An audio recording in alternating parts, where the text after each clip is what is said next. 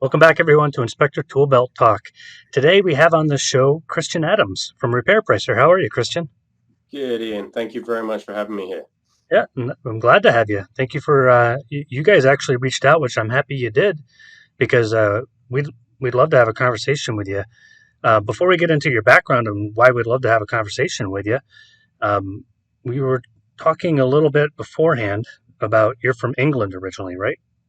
Yeah. I actually moved over from the UK back in 2000 to go to university over here, and then stuck around. So you can kind of tell I have my London twang, I Nice. call it, which is a mix between Texan and English. So So Beon, my counterpart, as you've listened to the show, you'd hear him. He has a South African accent, and he says when he goes back to South Africa, people say you sound American. Then he comes over here and he sounds South African. He's like, now I don't sound right in either country. yeah, Is that true in for the you? middle of nowhere, basically. So Yeah. no matter where I go nowadays, I don't belong there. Although I do get accused of being Australian quite a bit, Oh, okay. um, which is fun as well. I guess there is a similarity in the accent. Well, yeah, I guess so. Yeah, I could see that. So what kept you around in the States, if you don't mind me asking? I went to university up in Denton, University of North Texas, back in 2000, graduated in '04, and actually from then got into real estate. Hmm. And that's what really kept me. That wasn't what my degree was in. My degree was actually in advertising and marketing. And I used that aspect of my kind of education to build a real estate business, and that kept me around and got me to where I am today. Great. And I think that kind of leads me into why I think you have a good perspective on the market. What year did you start to get into real estate?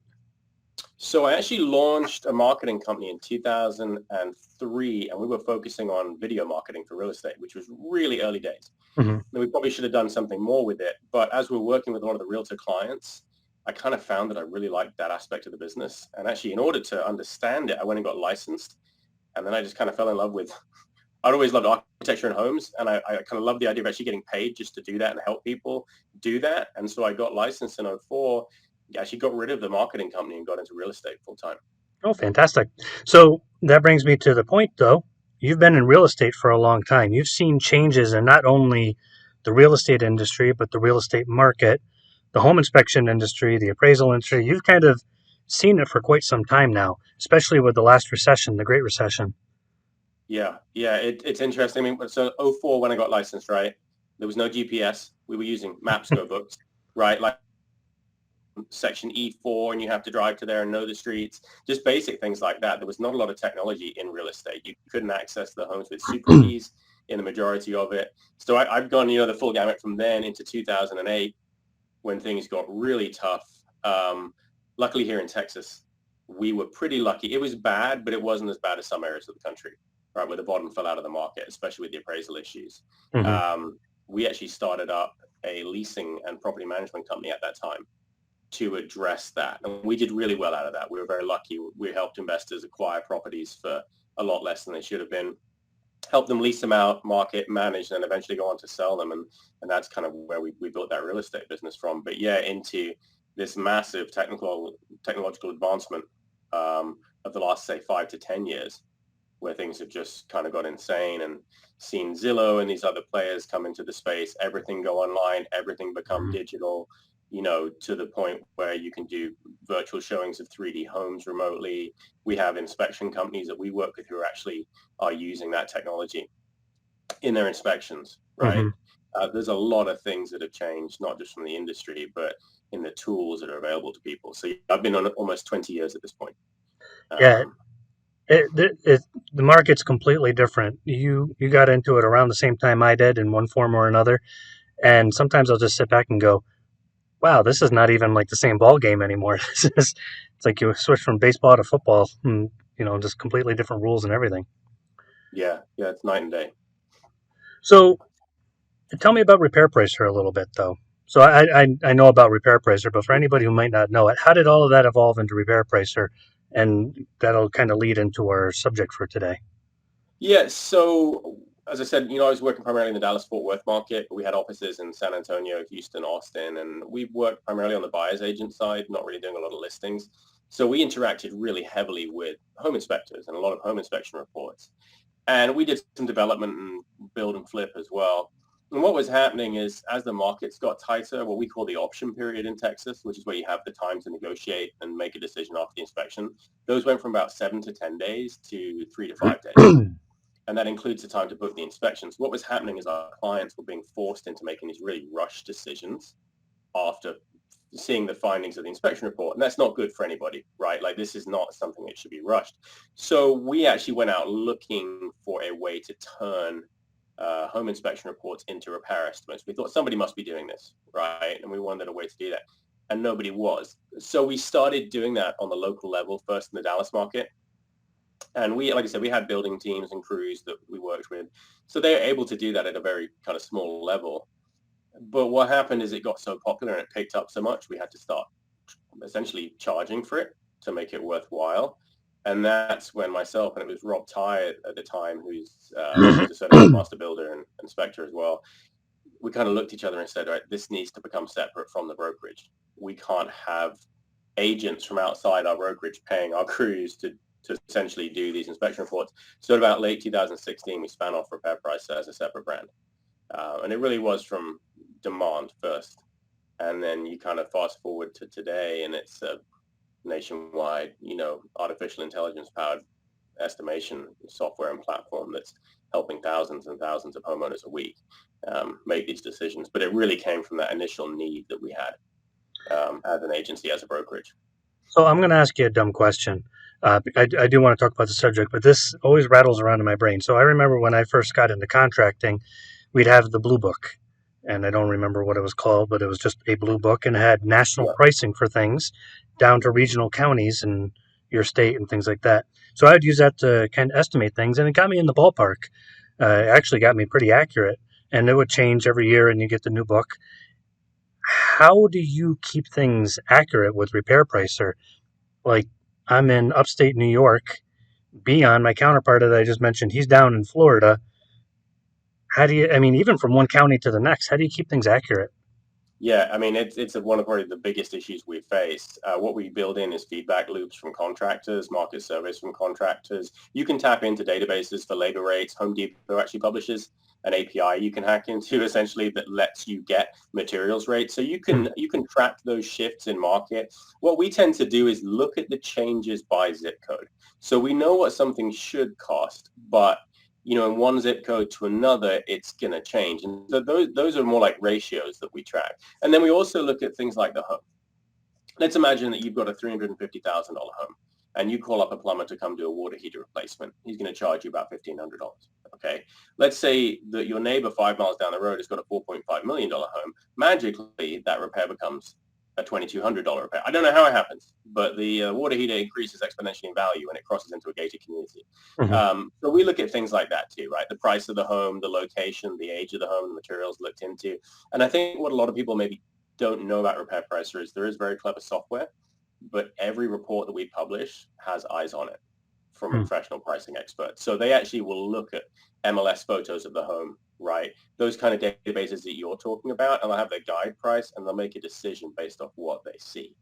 So at the end of the day, it is like yourself with that blue book, making that estimate. Is it as accurate as a contract with boots on the ground? Probably. Contractors vary by about 10 to 20% themselves, right? From one guy to another. So we just say it's the most accurate way to get a remote estimate, right? There are some things, though, you don't want Repair Pricer doing. Massive foundation shifting, water penetration, retaining walls, maybe things where you need an engineer. And in those situations, we will come back and say, you know what, we can't estimate this remotely. You need to get a boots on the ground expert there. And I think that's one of the key points we make is, it's not right for every situation, but for those run-of-the-mill homes, it's about as accurate as texting your buddy who's a GC in that market and saying, what's this going to cost to fix? That's the degree of accuracy. Interesting. Okay, I appreciate you explaining that because I really didn't know. No, we get that question all the time. And like I said, it's a big challenge, but it's something we put a lot of energy and focus into. All right. So you're the guy to talk to for this because you've probably by now seen tens of thousands of inspection reports. I imagine, if not hundreds of thousands or more. You have been in the real estate industry since before the last crash, all the way up until now. You've dealt with contractors, investors, the whole gambit. There is a lot changing in the industry. What are your initial thoughts on that? Yeah, I see there's a few different sides to the change, right? One is the attitude of consumers towards real estate, I think has changed dramatically. It used to be, when we first started selling out, like flipping and investing was a very small part of the industry, right?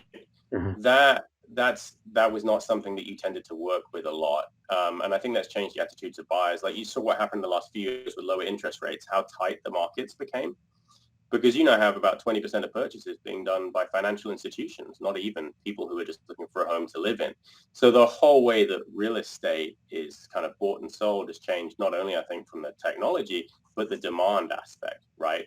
People expect things faster. They expect to find their home online, right? They expect every bit of information to be online. They expect things almost instantly. You have realtors now who are almost like Uber drivers. Hmm. You can just hit a button and an agent's going to go like essentially and show up and show you that home. Um, what concerns me about that is that's leaking over into the inspection industry maybe, and that people used to take a lot of time, like I said, to glean the information from an inspection report, to consider it, to read over it, and to essentially use that to weigh the biggest financial decision of their life. And I see that people are being forced, maybe less the last few months, but the last few years, into waiving inspections, Hmm. right? Ignoring the information inside those reports, and essentially they're left holding the bag after that. That's my concern, is that right now nature of the whole real estate industry is really leaking over into inspections. And that's something I saw with the appraisal industry. Remember back in 2008, that's what happened is people were rubber stamping home loans, right? We've got to Hmm. be very careful of that getting into this side where somebody's just rubber stamping a home and saying, yeah, it's completely fine. There's no issues here. Move on, next house. And I think that hopefully the changes in the interest rates will stop that happening. I was getting really concerned earlier this year with what I was seeing in the market, but I think now buyers are being forced to kind of take their time, think more about the financial implications of their purchase, and not just rushing through. And that's what was happening in 2008. Everybody was just buying kind of anything they could and qualifying for loans as fast as they could. And that's something I would not like to see repeated. Yeah, it's funny because we just did another podcast, and some of those same points you brought up are very near and dear to how we think about the home inspection market. That, the whole skipping inspections, or even when you don't skip inspections, it's just like, okay, whatever. I want the report fast. I want this and that. It changes people's mentality of how they go about the process. So for me, home inspection, let's say 15 years ago, it wasn't nearly as rushed. And I remember how people thought it was crazy when I started to offer same day reports. They're Yeah. like, that's insane. Nobody does that. Fast forward, and if you don't have the report the same day, people are angry. And sometimes they want it like right on site. And so now you have to develop things to make that happen. Yeah. And I think that's powered not just by the real estate industry. It's just this right now culture that we have at the moment, Hmm. right? I mean, I'm only 40 years old, but I consider myself a veteran kind of the real estate industry, and I've seen it. Yeah, being able to like request a showing online and these things that for some reason I think technology has had this amazingly positive impact on most parts of our industry. But this is one bit for me that I feel it hasn't. It has made people essentially more demanding, and they want things now, now, now, rather than saying, you know what, maybe it's better to kind of wait and take your time. And I think it's really pervasive in culture as a whole, not necessarily, like I said, just our industry. But technology has it's improved the process, right? Like getting reports on site, things getting reports the next morning. Um, I remember when the rule in Texas previously was that the option period for the end of our inspection period ended at midnight, right? You routinely as an agent were waiting up now because your client didn't feel bad about texting and emailing you at 11:30 at night because they wanted to make sure everything was done before the wire. Thankfully, the Texas Real Estate Commission moved that to 5 o'clock. Good. So the option period ends at 5 o'clock in the afternoon, so you can still go to happy hour, have dinner with your kids, or whatever you want to do. But yeah, it's funny. It's this catch-22 of the technology's improved the process. We've got better software, we've got better tools, infrareds, scopes, all these things.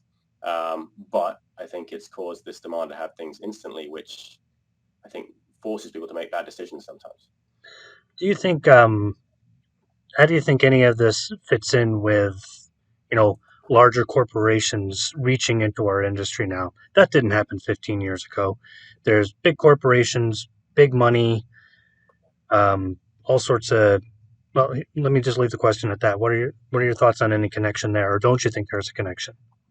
No, I definitely think there's a connection. I mean, like I said, I come from a lead gen background, right? So I understand how the role of data and consumer data has played out over the last 20 years has been significant.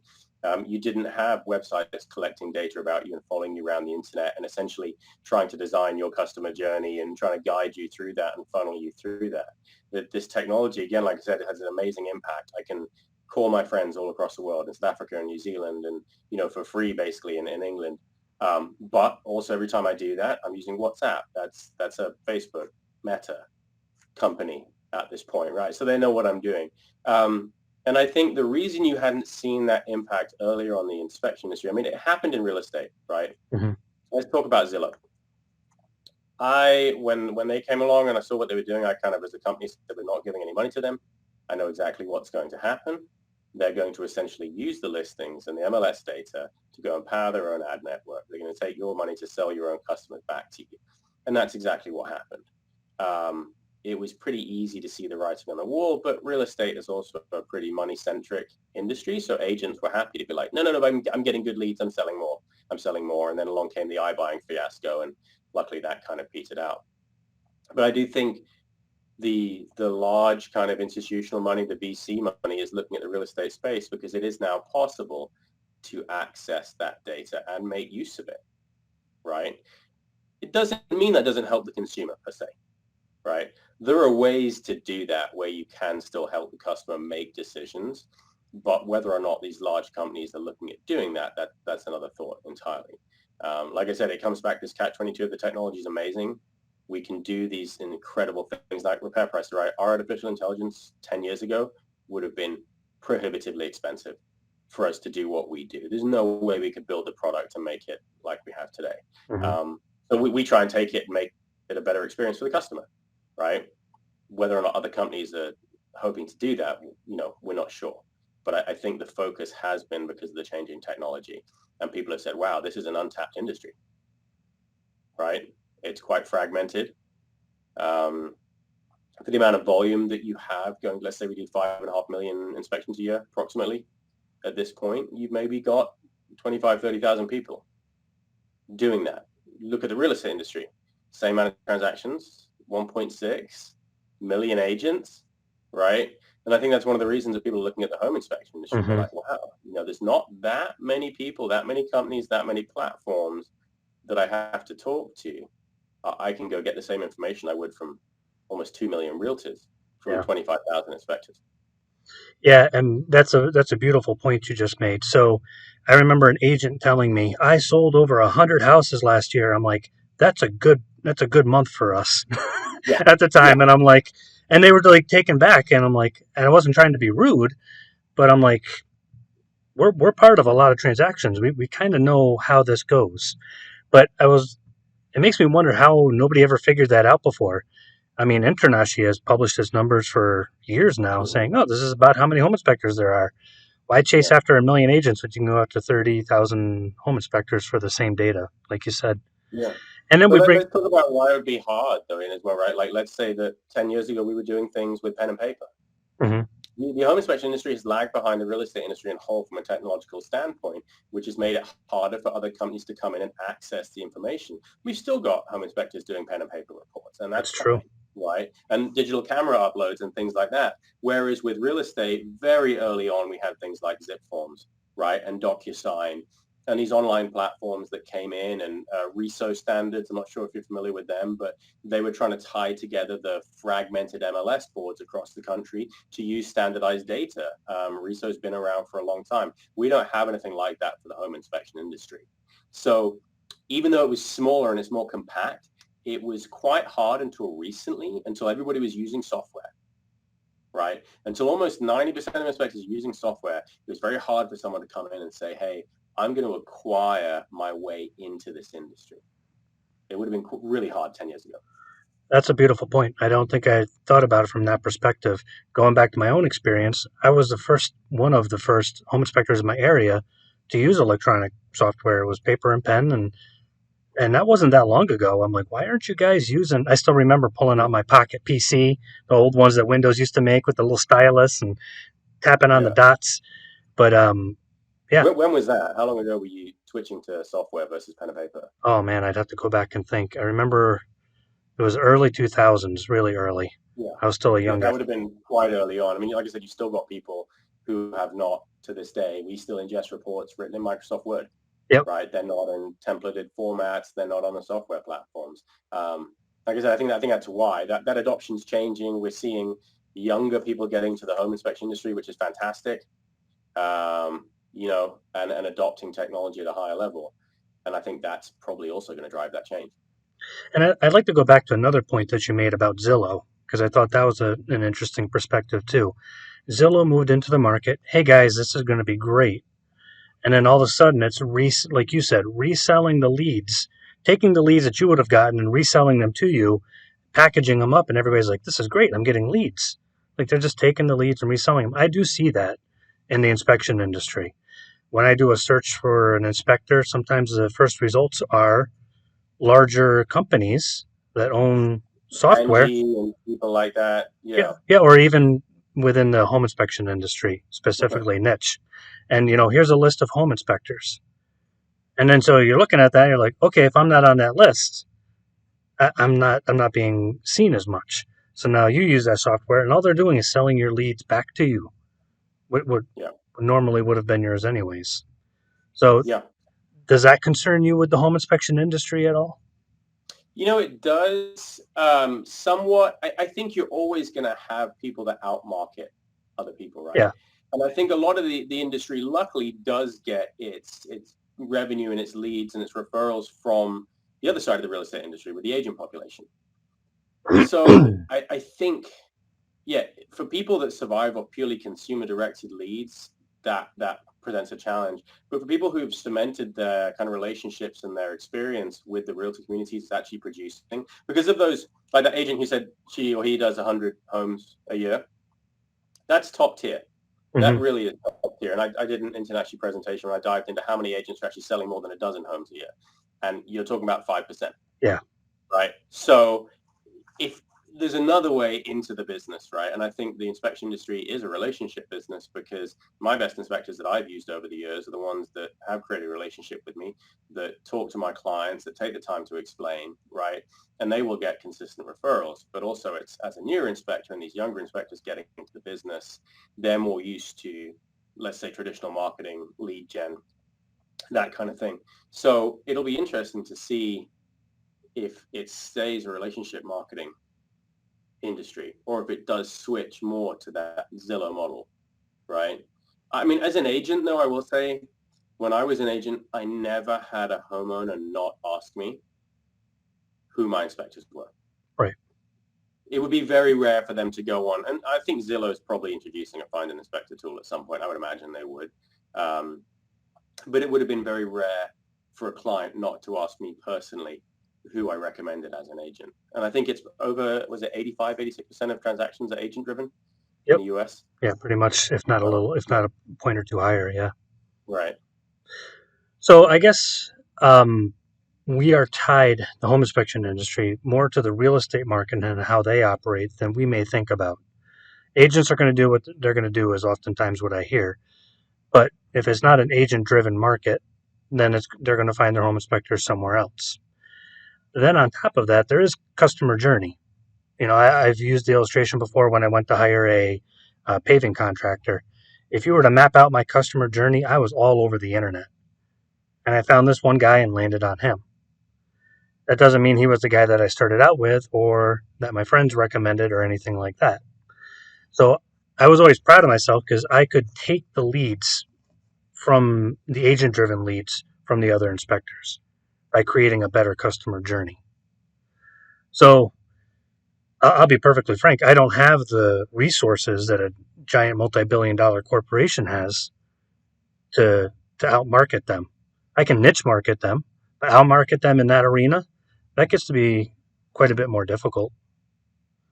Yeah. Yeah. I mean, I would say for a service business like a home inspector, your kind of best bet is your local. local marketing and that niche Yeah. marketing. But yeah, you can't afford to plaster your information all over the internet everywhere and follow people around necessarily, because maybe your ROI on your return on investment on that lead and that spend is a lot smaller, because you're not going to go and resell that information for that customer and that lead 5 times over. Hmm.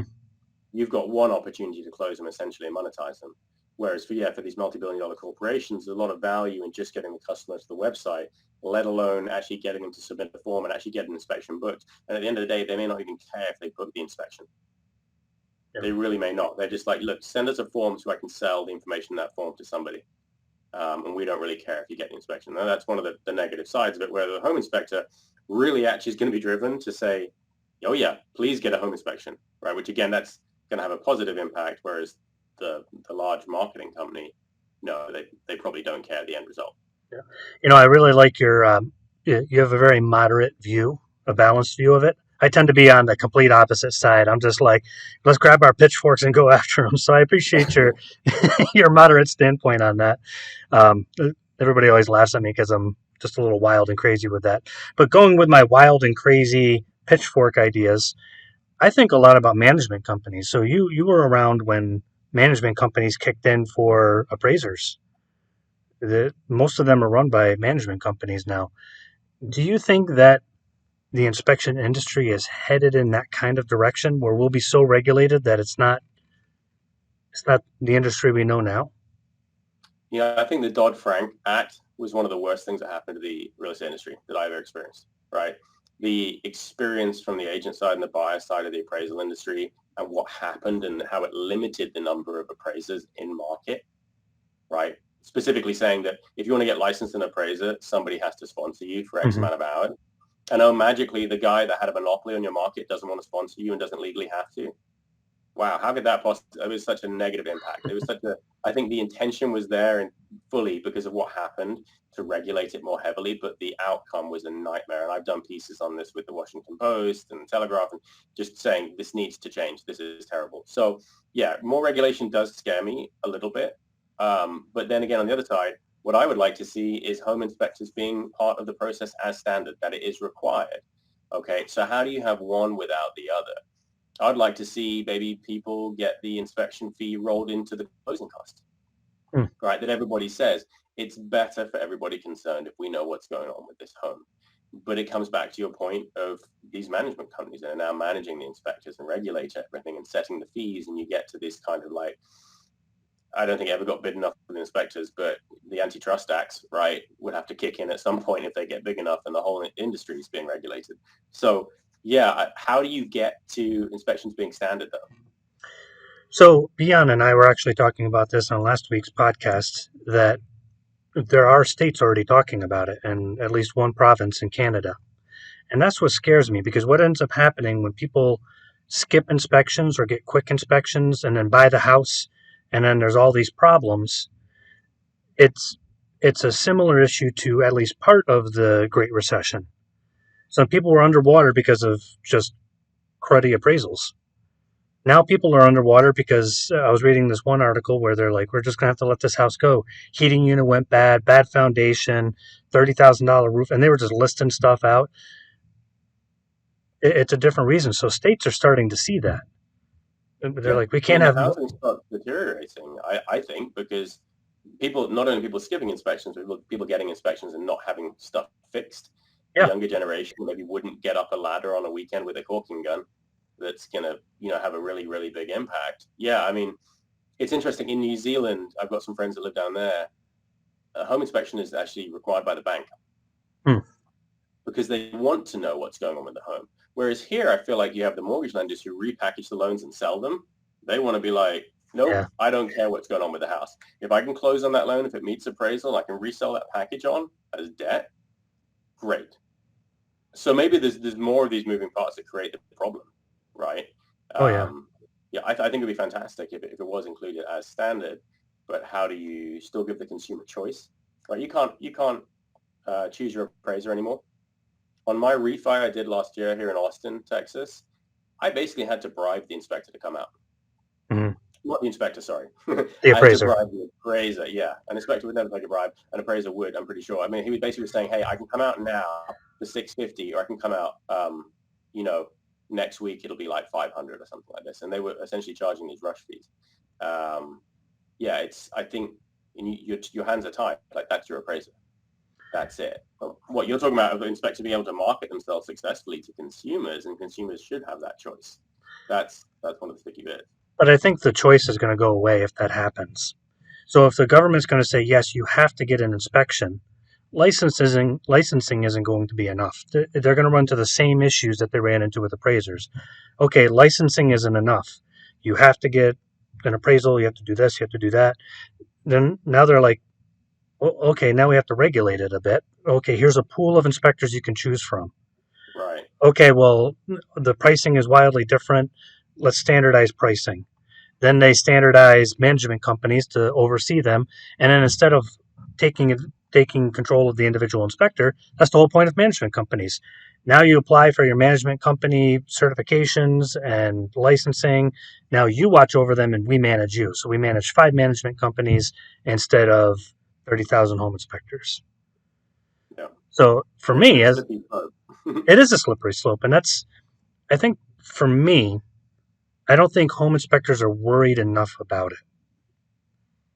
And that's just me being an old dog, you know, loving my life as a man. Home inspections, it's just blast. I love it.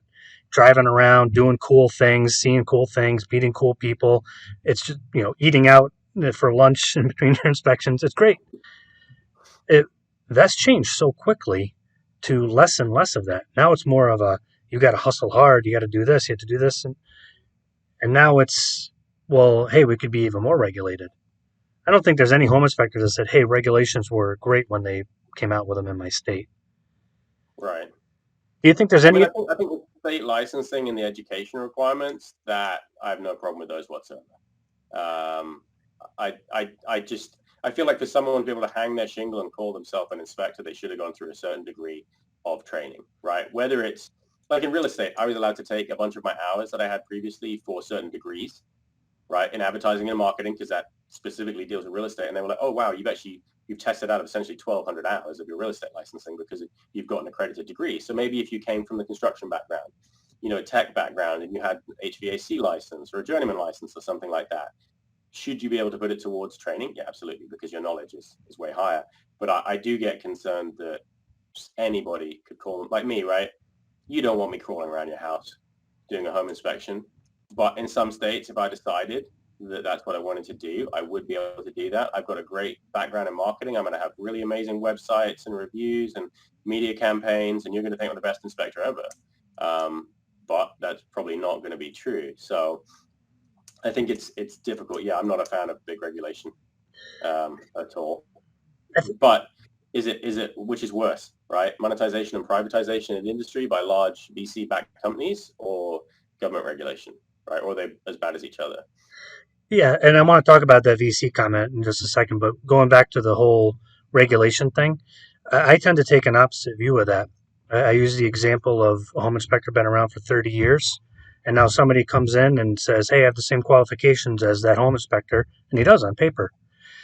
The standards in most states are extremely low, in my opinion. The For instance, New York State standards are ridiculously low. Continuing education, most of it's a joke. Um, as a matter of fact, I teach continuing education. I teach home inspectors in New York. I refused to actually teach the licensing course because it was so incredibly stupid. You spend hours on Windows, and the same amount of time you spend on Windows, you spend on the entire structure of the home. And there was no time to actually teach somebody about how things work and how the industry actually works. It's 100+ hour course, and then you go take the world's easiest test. Now you have a license to either make someone's life better or make it infinitely worse. But I see what you're saying. At least it's something. But Yeah, I mean that's my point. Because same with yeah, the real estate license, right? Anybody. I mean, this is why there's 1.8 million realtors. It doesn't mean you're a good realtor, but you have to pass it, right? Yeah, that's what I'm saying. It's something. right? And each state is very different. Texas Real Estate Commission is quite strict. I'm sure some of the ones in other states, and I'm not familiar with, are not as much, and they just kind of rubber stamp you think, yep, you're a home inspector now. Yeah. Yeah, and that's a tough part of our industry. I think if we, I don't want to get too off the chart here. Actually, let's swing back around because I Yeah. want to talk about that VC comment. So, for those who don't know what VC is, he's talking about venture capital. I was surprised at the level of venture capital interest in the home inspection industry. So we got approached by a venture capital company. We're a smaller home inspection software company. We're not huge. There's like 8 of us. Okay, cool. Why are you in here? What are you doing here? Yeah. And they met with us and they asked very pointed questions. They knew a lot about our industry and they have been talking to a lot of vendors. But it's Yeah. interesting to see what happens after venture capital. You lose a lot of control as to what your software does, what you do for home inspectors, how you go about helping them, if you go about helping them. Do you think venture capital would have a good effect on our industry? Or do you think maybe it's a little bit too wild of a thought on my side?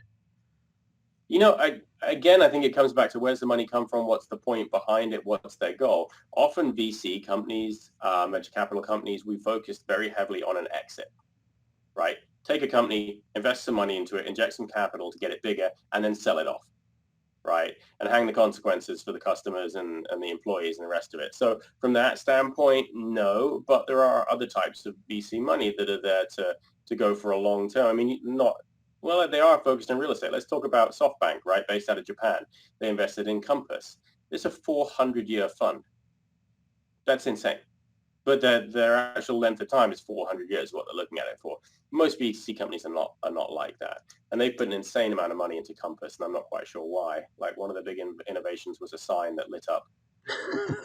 Wow, cool guys. So there's that silly side of it that comes into it. But I think when we talked earlier that the inspection industry is lagging behind the real estate industry as a whole in technology. Could VC have a positive impact on the industry with that? Yeah, I think it could, but you're going to have to be very selective over who you work with and what their goals are, right? But when you talk about, let's say the what we call the TAM, the total addressable market of the home inspection industry, Mm-hmm. you could break it out into different sections, right? So there's like 5.5 million approximately home inspections a year that are worth X amount. Let's call it $600 an inspection. So like that's a pretty big market when you think about it. But then there's also like what we do with the findings of reports, right? They say that residential remodeling and repair in the United States is a $600 billion market. Okay. And then you look at companies that try and monetize the move and, security and insurance and TV and internet, right? Mm-hmm. Those are massive markets too. So I think this is why you're seeing VC interest because they're saying, you're a small outfit, maybe you're moving like 3,000 consumers a month, but it's big enough to see, could we take that? Could we scale it? Could we make it bigger and get access to that? Because otherwise, if you're not working through the home inspector and the home inspection industry, how do you get access to those people? Right. Right? It's difficult. And I think like you're saying, maybe people have slowly started to twig with some of the changes that we've had in the industry over the last 5 years and saying, oh, that's a good idea. We should look at this. This industry is becoming less fragmented and it's going to be easier for me to kind of buy my way into it. It's just us as the owners of the companies that have to be selective, I think, to protect the industry. I think that's an important point that you've made at least twice now in our conversation, maybe 3 times, that our industry is fragmented. We may not see it like that. We may be in a couple of Facebook groups, be in a couple of local chapters, and be like, boy, we're united. We really aren't. It's a very fragmented industry as home inspectors. We don't have a whole lot of commonality in what we use and how we do it. This is the software I use, this is the standards of practice I use. I belong to Nashi, I belong to Ashi, and it's kind of all over the place. So I think that's important for us to recognize. So with that in mind, what should we do you think, as home inspectors to be able to adjust to changes? Or do you think we should not adjust to them, but fight back? Because I'll let you answer before I go off on a tangent here. Yeah, I mean, I don't think you should fight against changes necessarily. I'm not sure that's the productive way to do it. I think you have to decide which changes you're going to adapt to, right? You don't have to take everything that's coming along and saying, I'm on board with this, I'm going to do this. But I think it's important for everybody to analyze them and say, just because it's different, it's not bad, right? Like some people have that kind of reaction of something's different to how I've done it for 30 years, but look at it and say, is this going to have a positive impact? And can I use this to have a positive impact? That's really the difference. I mean, things are going to change anyway, right? So you can kind of rail against it. But not everything that comes along is going to stick as well.